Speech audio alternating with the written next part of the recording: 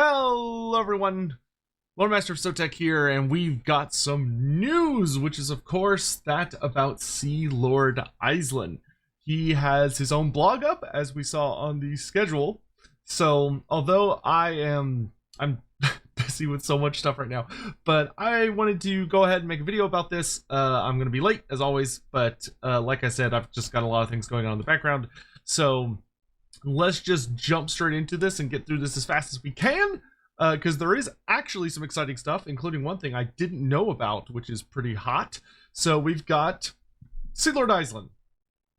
Greetings all, welcome to our first installment of Tides of Torment Deep Dives. In today's blog, we steer our attention towards the fortunes of Ulthuan's noblest people, the ancient race of the Asur. Or rather, let us look far, far away. For the adventures of Aislinn, Ulthuan's greatest naval commander, begin the southeastern quadrant of the Mortal Empire's map, in the waters of the Eastern Isles. Hey, I called it! I called it! Good. Awesome. Great. That's where he should start. That's really, really nice.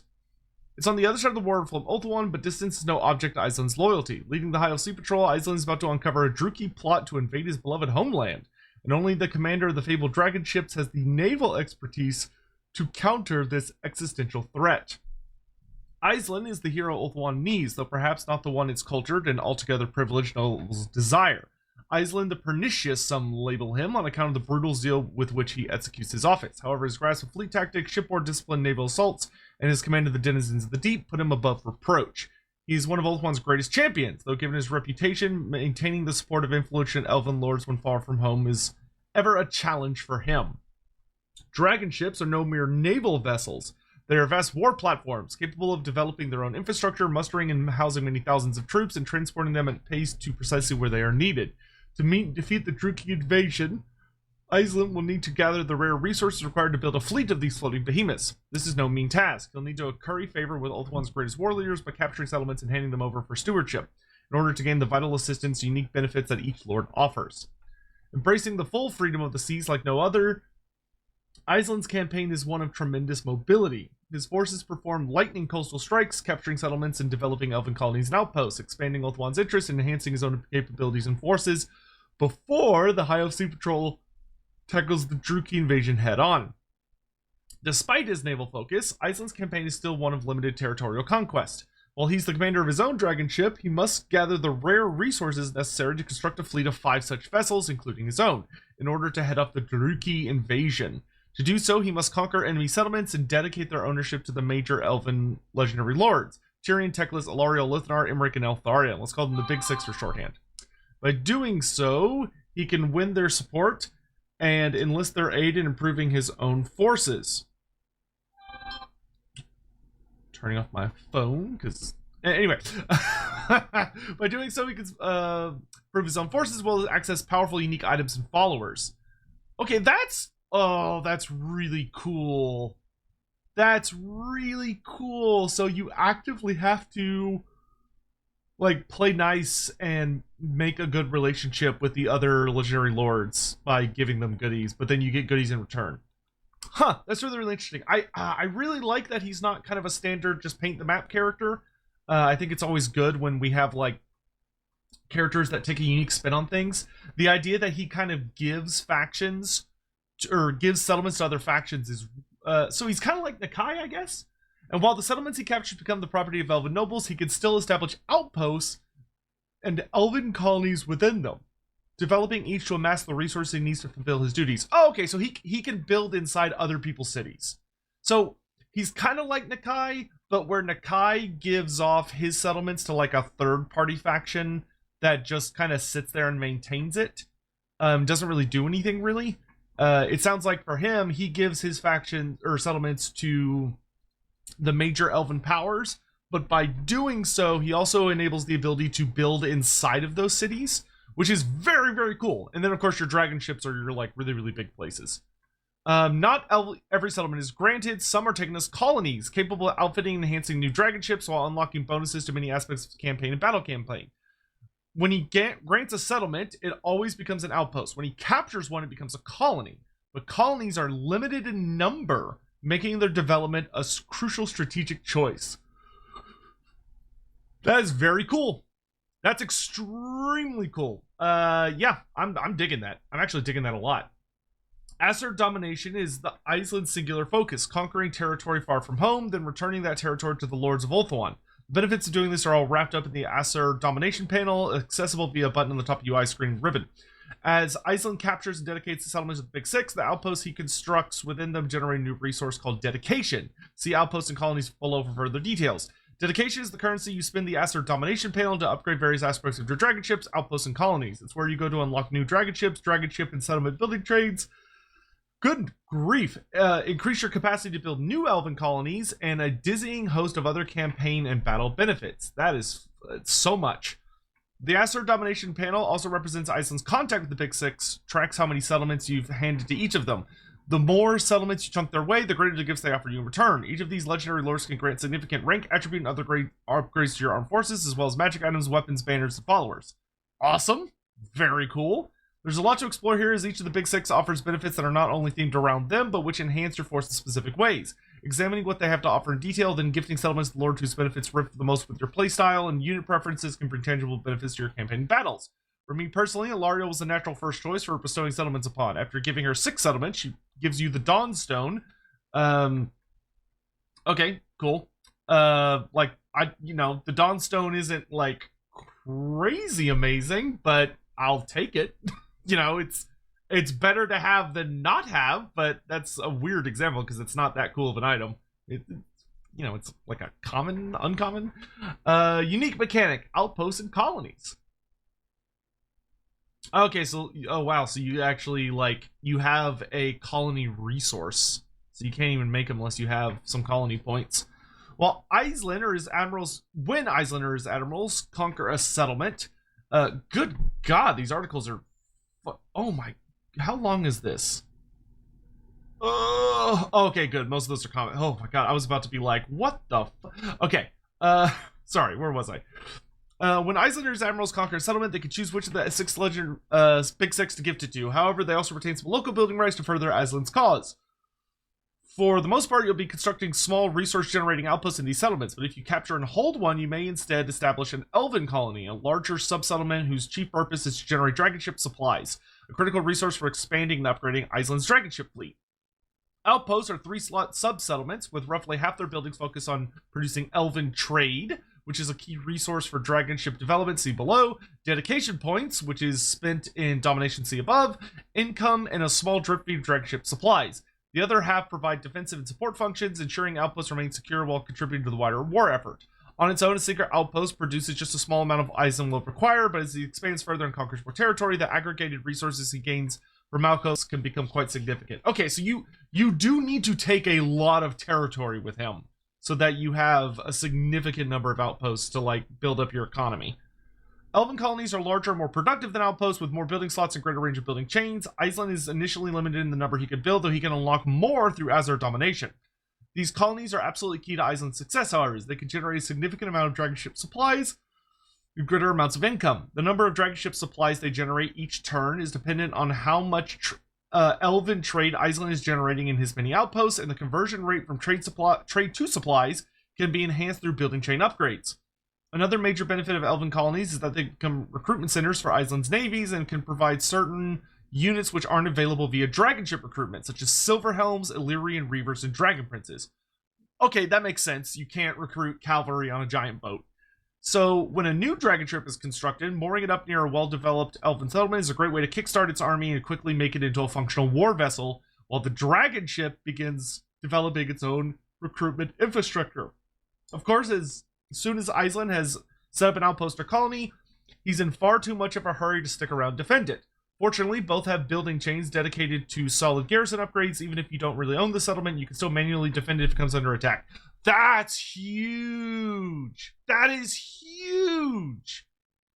You get to manually defend it, even if it's not yours. That is, oh my gosh, that is such a buff. That is such a buff.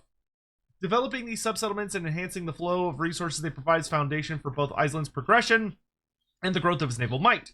Outposts generate elven trade, elven colonies convert this into dragon ship supplies, and dragon ship supplies can then be spent on constructing and developing Aislinn's fleet of dragon ships. No other legendary lord works in quite the same way. So it's a production chain, is basically what they're saying.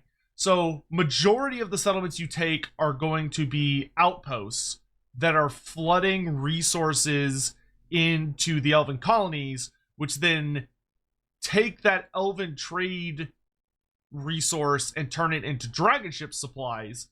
And then the dragon ship supplies are used to upgrade the buildings in your dragon ship fleets and give you new dragon ships, is what that seems to be. The dragon ships. This is so cool. Oh gosh.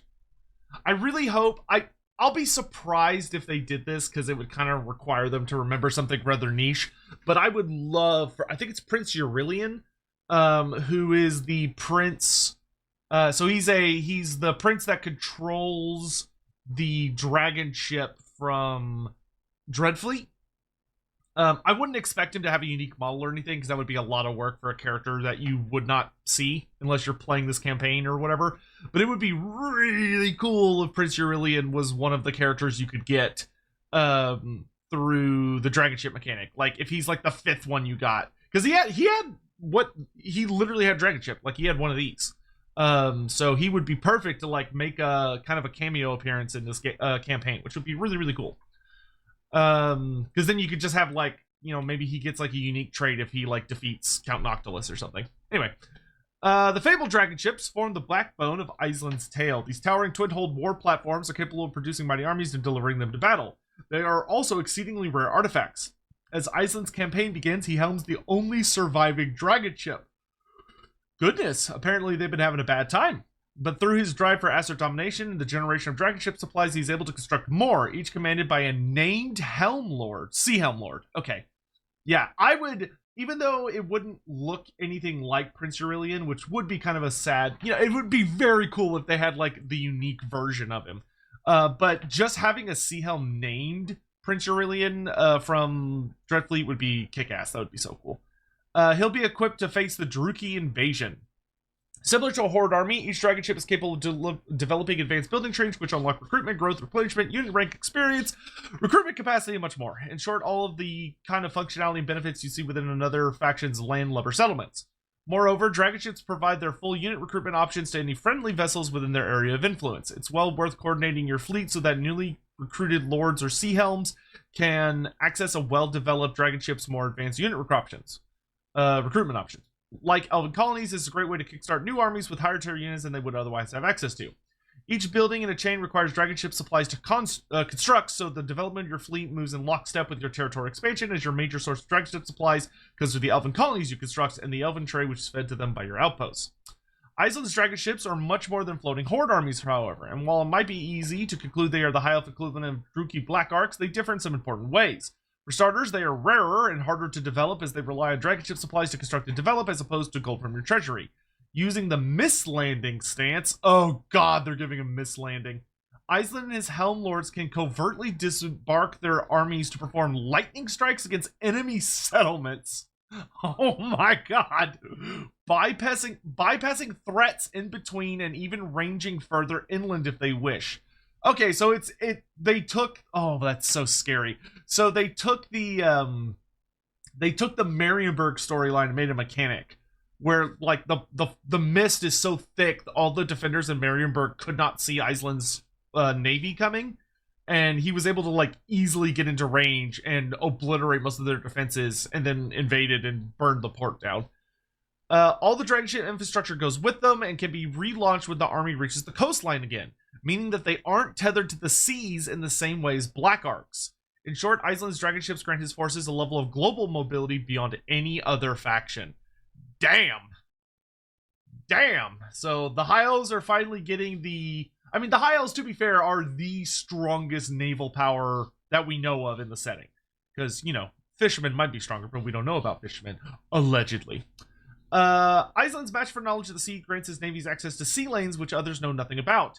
These enable the dragon ships to move swiftly around the world to locations where new elven colonies may be built and snatching settlements from unsuspecting factions to hand to the Big Six before moving on to the next venture. To further enhance this, the dragon ships can be upgraded with much greater movement range and the ability to replenish action points after using sea lanes or winning battles, giving them a tremendous level of mobility. Altogether, dragon ships grant you access to uncommonly speedy global movement. Damn, that is really powerful.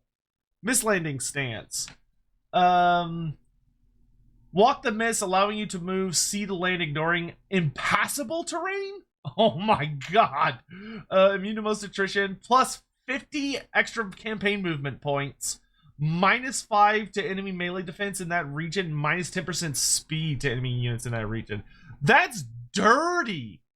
Oh look, there's a new landmark in Tor Elisor. Hell yeah, I can't wait to make a video about new landmarks. Hell yeah. Daddy loves landmarks. Cool, great. Moving under the cover of the coastal mist, dragon ship captains can swiftly deploy entire armies onto land, irrespective of the coastal terrain. Cliff edges and mountain ranges pose no barrier when adopting the mist landing stance, enabling you to transition your armies from sea directly to inland locations or directly into contact with any settlement range. That is so powerful. That is so damn powerful. Sea Lord Aislinn. So this is the thing I was talking about I didn't know about. He gets a fucking dragon. This is legit. I did like make sure that wasn't a mistake. He does have a dragon, which makes sense. I had actually forgotten about it, but there is a story in the 7th edition High Elf book that featured. It's mostly from the perspective of I think some Lothern Sea Guard that are fighting some greenskins, but Sea Lord Aislinn features in this little short story, and he's riding on a star dragon. So like he's riding a big blue and white dragon, which is a star dragon, and ends up like being really crazy powerful in the battle. So yeah, I mean he has in lore, so sure, why not? And I will also say that this makes him able to be on par with Lokir Felhard. You know, kind of in a perfect world, you know, you'd love to see it where the two of them more focused on like naval battles, but we don't really have naval battles. And they also, you know, like Lokir Felhard's more of like a hardcore infantry duelist, but then they gave him a dragon. So it's like, okay, so if you're gonna have those two reenact their deep hate boners for each other, they gotta be on a level playing field. So having Lokir Felhard on his dragon Maelstrom versus Sea Lord Aislinn on his dragon, perfect. Between their movement range upgrades, access to Aislinn sea lanes, dragon ships can move around the world pretty damn quick, but Aislinn, as Ulthuan's most experienced sea lord, leaves your average dragon ship captain in the dust, or should it be served. At any rate, his base trait, Protector of the Seas, grants him a massive campaign movement bonus while at sea, and that's aside from any other campaign movement bonuses conferred by his other skills, dragon ship upgrades, Asur Domination benefits, or embedded heroes. That same trait also reduces the upkeep of any ship's company units and aquatic beasties in his army, buffs missile strength by a whopping 20% for his ranged units, and gives him the iron-handed captain ability, which he uses to bellow out and instantly rally routing units. Holy moly.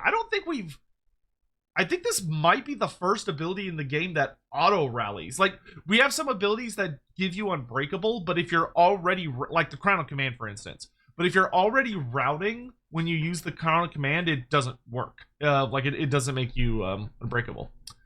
He's a capable all-round melee combatant, gaining access to a Lothern Sky Cutter chariot for added punch and mobility, and has a host of unique skills themed around his naval focus. Complementing his Protector of the Seas trait, his skills grant a rising series of buffs and bonuses to Oceanids, Merworms, and Ship's Company units, combined with the further bonuses to these units found in the tech tree. Dragon ship upgrades, and Asur Domination. These units soon become must-haves, particularly in case of the Oceanids and Ship's Company, which begin life as fairly average early game picks. The final trick up Aislinn's sleeve is his new right, the Invocation of Mathlan. As well as providing buffs to Ship's Company and Sea Monster units, the Prayer to the Lord of Storms at Sea has the chance of resurrecting any High Elf units destroyed in battle and returning them to full health during its 5-turn duration. Holy moly. I mean, that makes sense. That I think that matches well with his lore, because the whole idea is like he gets knocked over, like he gets stabbed by Lokir Felhard and kicked overboard, and Mathlan revives him and seemingly kind of sort of possesses him, but so the idea that he would be able to use that power on others makes sense. Our sea helms. Experienced mariners and proud leaders, sea helms are the nautical lords who serve under Aislinn as his fleet captains. The Sea Helm skill tree provides access to Great Eagle and Sky Cutter Chariot, makes sense, and enhancements for some of the key units which can be recruited from dragon ships. However, each Sea Helm can also focus such benefits around specific units in the greater High Elf roster that you may choose to include in their army.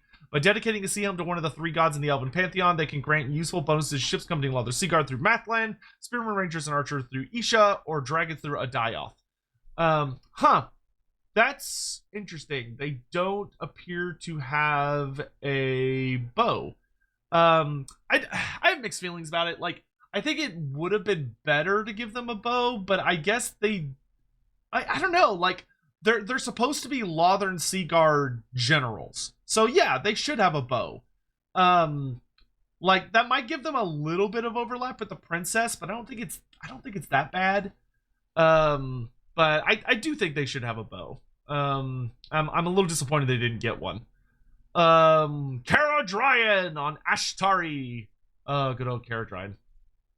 Caradryan, the chosen of Assyrian and captain of the Phoenix Guard, joins Aislinn's defense of Ulthuan. Extolling the virtues of the Phoenix King himself, Caradryan is a powerful addition to your forces, whether acting independently or bolstering one of your armies with his considerable martial prowess. All this he achieves without uttering a word, for his vow of silence must never be broken. That's fantastic. That's great. The only time he should talk is if he dies. But I feel like, I don't know if they're going to do that, because he did have a tabletop rule where if he dies, he would, like, call out, I can't remember if he called out, like, Assuran's forbidden name, or he would call something out, and Assuran would, like, smite whoever killed him.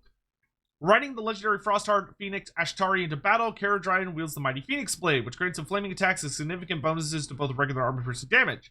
And as you might imagine, any Phoenix Guard he serves with are empowered by his presence. Though Caradryan's unique skills, a range of enhancements can be unlocked, including ward saves, magical attacks, bonus weapon strength, the unbreakable trait for any Phoenix Guard units in his army. Phoenix Guard and Phoenixes in his army also get a chance to rise from the ashes if destroyed in combat, and if wounded himself, his recovery time is considerably reduced. Awesome. I'm really looking forward to getting played with Caradryan. The Mist Mages. Masters of the new lore of Mist, Mist Mages manipulate the weather around them to wrongfoot the enemy, enhance the capabilities of themselves and friendly units in battle, or summon units of elemental Oceanids directly into battle. Holy moly, they gave him the Oceanid summon. The lore of Mist is more of a support lore, focused around buffs and debuffs to elements such as vigor, speed, resistances, and leadership. The Mist Mage's unique Cloak of Dew skill improves their resistances and grants them the Wayfarer trait, enabling them to zip around the battlefield very quickly, even quicker when you now mount them on a Great Eagle or a Sky Cutter chariot. Awesome. And deliver their support where and when it is most needed. It's going to be interesting seeing a support lore. Traditionally, Creative Assembly struggles with support spells because they tend to just not, I think they don't tend to take the brass tacks into account when figuring out, like, how long it needs to last, how extreme should the buffs be, how cheap should they be. So I hope it's a good lore of Magic. I look forward to seeing it. New lores of Magic is always super exciting, but yeah, we'll just have to see. I'm looking forward to it. Ship's Company T-posing very, very, very impressively. The rank and file of Aislinn's Navy Ship's Company are tier 1 infantry with average melee stats but reasonable armor and shields. They also have the aquatic trait, so are unfussed when fighting in watery environments. However, with the many tweaks, buffs, enhancements to Aislinn, the sea helms, Asur Domination technologies, and dragon ships themselves grant to Ship's Company units, over time they begin to punch well above the weight implied by their low recruitment and upkeep costs. Very cool. I always love when lords make, like, a unit they're attached to really scary. The smaller of Aislinn's elemental units, Oceanids are sea elementals that perform a solid anti-infantry role. They're great for pinning enemy units in place, and with their high weapon damage, they punch hard. Like other elemental units, they will never rout, but also begin taking health damage when their morale fails. Yes, the lesser elementals of Gyran, or life magic, and then the sea elemental. The huge sea elemental is a terrifying creature to behold. While unarmored, it has many resistances and immunity to contact effects. The two nastier tricks up its sleeve are its Wounds Hex, which passively debuffs the strength and speed of units it's engaged with, gross, and Split Up, a summon ability which calls a unit of Oceanids to the field. When their summoned Oceanids fall to 25% health, they explode, causing a nasty burst of splash damage, pun intended, to those around them. Holy shit, that's really scary. Oh my god, so when they take enough damage, I presume, or die, they split into a unit of Oceanids, but then when that one gets to 25%, it then goes kaboom. That's going to be really hard to avoid. That is really, really nasty. I love this creature. This is functionally the incarnate elemental of life, or Gyran. functionally. That's what it's been labeled as in the roleplay game, which is really, really cool, and I'm really happy to see it. Merworm. A colossal regenerating slab of missile-resistant terror, the merworm is normally the sort of thing that would keep a sailor up at night. Thankfully, Aislinn and the sea helms have a kinship with these beasts, so they're a great addition for any dragon ship army. Dealing a whopping 700 armor-piercing damage coupled with the anti-large trait, their preferred target is clear. Other big monsters. Ah, yes, the kaiju battle creature. And then the Lothern Skycutter. Yeah, so this is the one with archers, and then this one you can see has the miniature bolt thrower on the front. These eagle-born chariots, they're not eagle-born, god damn it. They're not eagle-born. They're born by sky feather rocks. Come on, man. These eagle-born chariots come in 2 flavors. Crewed with bowmen or fitted with the eagle claw bolt throwers. Both can fire while moving, which makes the bolt thrower variant in particular a massive upgrade over its lumbering ground face forebear. Pack some of the marvelous contraptions in your army, and you'll be able to precision target troublesome enemy units while keeping the Skycutters out of harm's way. So, I mean, my only problem with these is I feel like you could have given the character version, like, at least the archers, right? Like, it could have been, like, the character and, like, 2 archers behind him. Or whatever. I don't know. I feel like they could have given shooting attacks to the sea helms and Aislinn, maybe at least when they're on the chariots. I don't believe they're going to. Which I don't know. I think they should. I don't know. I would like to see that as a change made, at least on the chariots. Like I feel like the Lothern Sea Helm should have a bow no matter what. But you know, whatever. Cool, great. They're gonna do his gameplay showcase tomorrow, which is today. Good God, I love CA. Like, I'm glad they're moving and things are happening. They're putting things out, but like, God damn, there's so much going on right now. And speaking of good old Aislinn, we do have this little thing, which is his intro movie. I don't think they put sound on it. I'll double check. Oh, they did.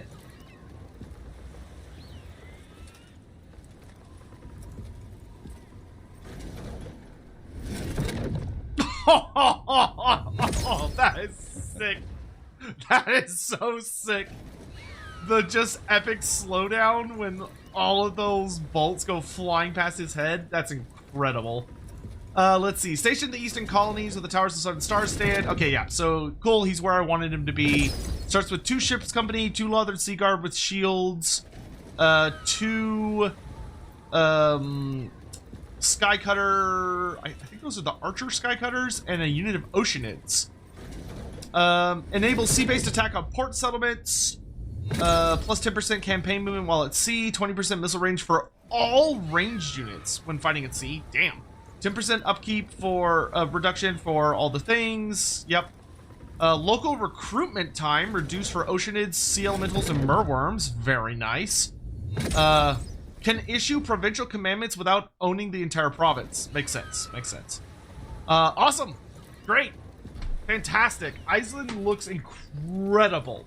I am really, really, really, really excited to play with him. I'm incredibly excited to play with him. He looks so happy when he's coming to Warcries. Anyway, please do let me know what y'all think down below in the comment section. If you're excited for this, if there's anything that you found particularly interesting, is there anything you have any questions about? The day is not too far away that all of your favorite various content creators will probably start messing with things.